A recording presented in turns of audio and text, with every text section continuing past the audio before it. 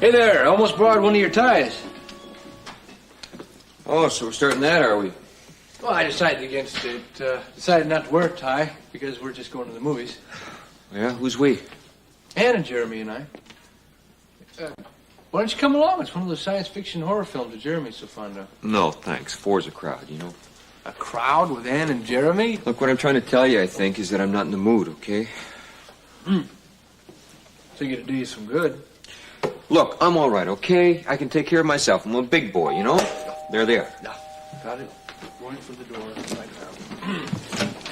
now. Oh, you're early. Yes, we are. Come on. Yeah, we thought we might try to talk Jeff into coming with us. Well, I hope you had better luck than I did. Aw, come on, Jeff. What do you think? Thank you, but another time. Oh, come on. It's all part of the celebration, you know. That's right. And what celebration is that? Well, the fact that Ann is now officially my mommy. Well, I have to admit that is cause for celebration. Thank you, sir. The truth is, I'm a bit tired tonight, so I think I'll just stick around and get to bed early, okay? Sure. Positive. Make sure you ask again, though, okay? Yeah, okay. Good night, Jeff. Night.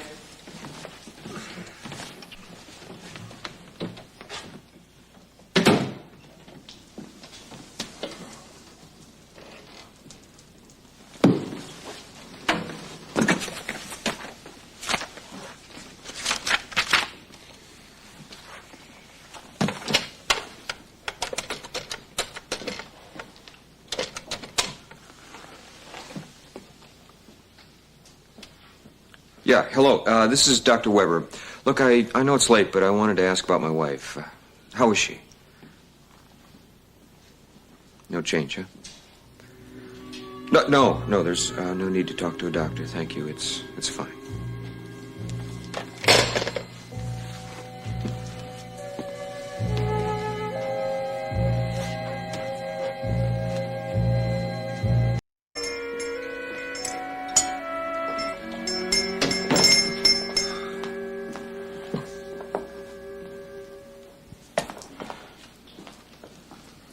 Hi. Bobbie. Hi. What are you doing out so late? I'm on the late shift. Mind if I join you for some coffee? No, not at all. As a matter of fact, I'd enjoy the company, please. Thanks. Coffee, please, for the lady. How'd your trip go? Where was it, Arizona? Yeah.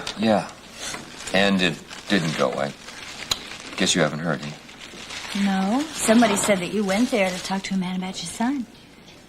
Yeah, the man's name was Cal Jameson. I got to talk to him before he died, but he wasn't able to tell me anything about Stephen Lars. Died? Cal Jameson died? Yeah, he got into some kind of a gunfight with the authorities at the Mexican border. I think that he was really a terrible man. I mean, the things that he tried to do to people. Well, Bobbie, I could never figure the guy out. As far as I could determine, he made his living blackmailing people. Yeah, well, then I just can't say that I'm sorry for him, you know, to go around blackmailing people for a living. Sometimes people are genuinely sorry for the mistakes that they make, and for somebody to go around digging up things out of people's past, I just think the whole thing. Whoa, easy. I agree with you, but the man's dead. He's out of business. Jeff? Mm-hmm? I just want to tell you that I'm your friend if you ever need somebody to talk to. I mean, I know things have been kind of rough for you lately with everything happening in your life. Bobbie, it's all right to mention Heather's name, you know. Okay. I mean, I know the long hours you've been working, and I see the way you go off on your own sometimes, and I just want to tell you that you have an awful lot of friends, in case you haven't noticed. I've noticed. Okay, so don't turn them off. And don't take offense. You know me, I got a big enough mouth to remind you not to. No offense, Bob. Thank you. I gotta go. I'll get it. Oh, thank you. Have a good night. Good night, Bobbie.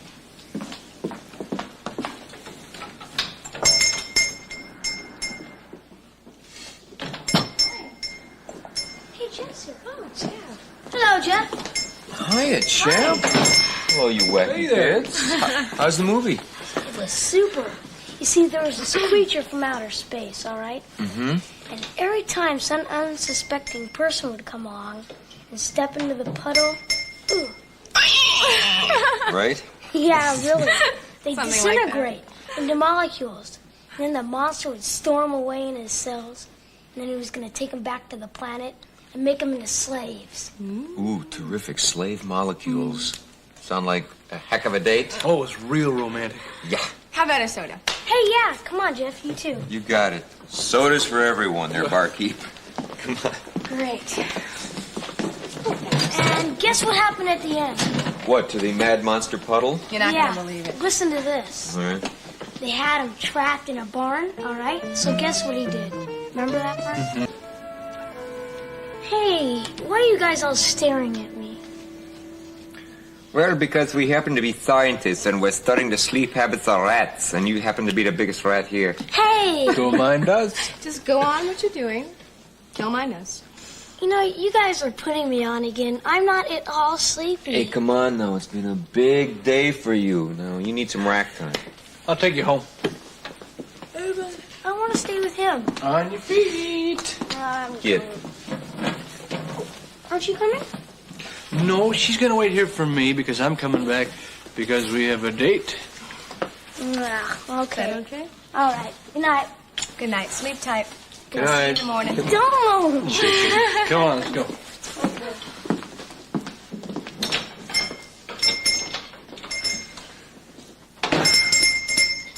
You're really doing a wonderful job with that kid, you know. Oh, Jeff, I am getting back more than I'm giving, believe me. I don't know how I'm ever going to thank you for the part you played in the adoption going through, Jeff. Oh, I didn't do nothing. You don't know what it was like for me in that courtroom until you came in to testify on my Hey, behalf. come on now. Everything I said was the truth. No, I can't take credit for that. We have come a long way. I guess. When was the last time I snapped at you? Seems like only yesterday. Well, Waited a long time to be friends. you've been very patient about that. Well, we have a lot to share. Jeremy, for one thing. He absolutely idolizes you, Jeff. Well, I'm pretty fond of the kid myself, you know. It's good having him around, you know. Every once in a while I start thinking about my own kid, where he is, what he's like. Well, you're being very generous about things, especially after the way I behaved with you. Well, I'm going to have to insist that you make it up to me, you see. Your slightest wish is my command. Name it. Spend more time at the Hardy house. Sort of sensing that I'd like to spend more time with my father, eh? Yeah, you could say that. Annie, I really need him. I gotta tell you, I don't know what I would have done in Arizona if he hadn't been there, even though we were unsuccessful. Jameson died without telling us anything important. Except... Annie, it's what I don't understand. It's what's killing me right now. It's that Heather knew. Heather knows. She knows where our son is. I mean, how the hell could she do something like that to me?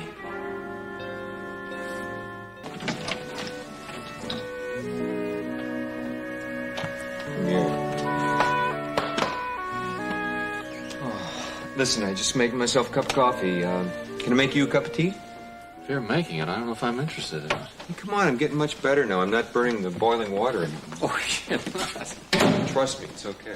Well, I guess we can go together. Okay.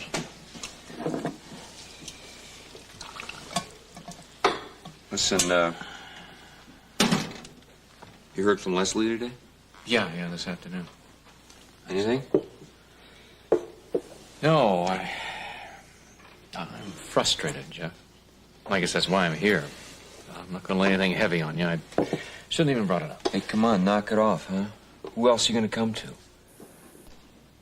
Look, Rick, I'm beginning to get the feeling that we're making ourselves far too busy. Listen, I miss spending time with you. Living the life of a dedicated doctor is one thing, but when it starts separating you from the people you love, that's crazy. That's nuts. Hey, there's no way you and I are going to get separated. All right, saying that's one thing, but doing it's totally a different thing, huh? Okay, I'm not so much talking about you as I am about myself. You want to tell me about Arizona? Rick, I don't think I'm ever going to see my kid again. I mean, I try to keep up hope, but I'm telling you, it's rough. Cal Jameson being dead, that is rough. Rick, I don't know what to do.